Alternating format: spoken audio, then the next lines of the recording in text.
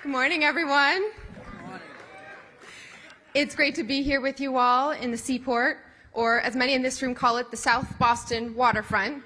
Right, Nick?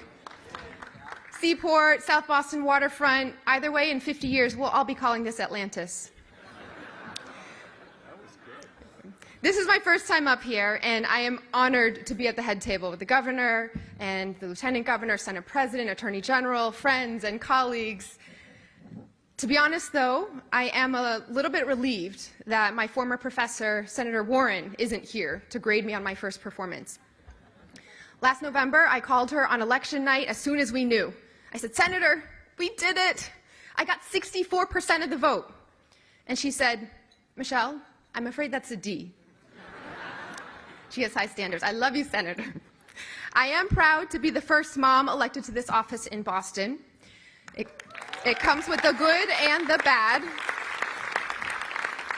This morning, I woke up once again to the sound of children throwing a tantrum. Now, thankfully, Blaze and Cass usually sleep right through it, but those protesters do get loud. They're banging drums, blowing whistles, and shouting on their megaphones that I have to stop being a woke millennial. I agree. At the crack of dawn, I'd much rather be a sleeping millennial. I'm still tired from daylight savings time last weekend, and so I am really glad that Senator Markey is doing something about it. Stop changing the clocks around. I will say, though, jumping forward an hour isn't easy, but it is better than Jeff Deal's proposal that we make him governor and set us all back 50 years. No, seriously, to Jeff, wherever you are, it's shaping up to be an exciting race for governor, anyone's game at this point. It's impossible to say which woman Democrat from Boston you'll be congratulating 8 months from now.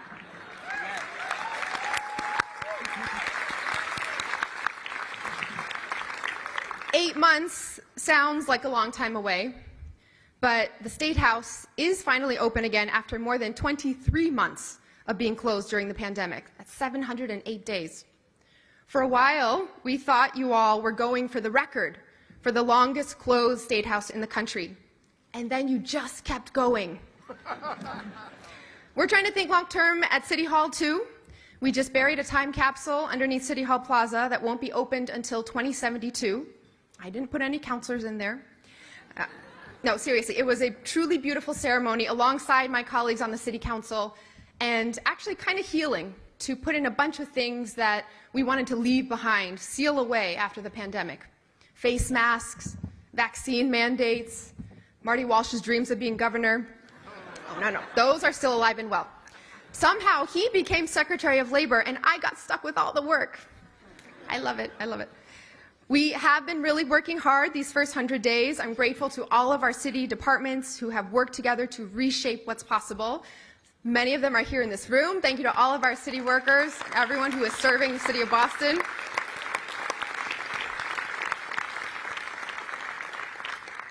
In just over 100 days, we have connected unhoused residents at Mass and Cass to housing, treatment, and services.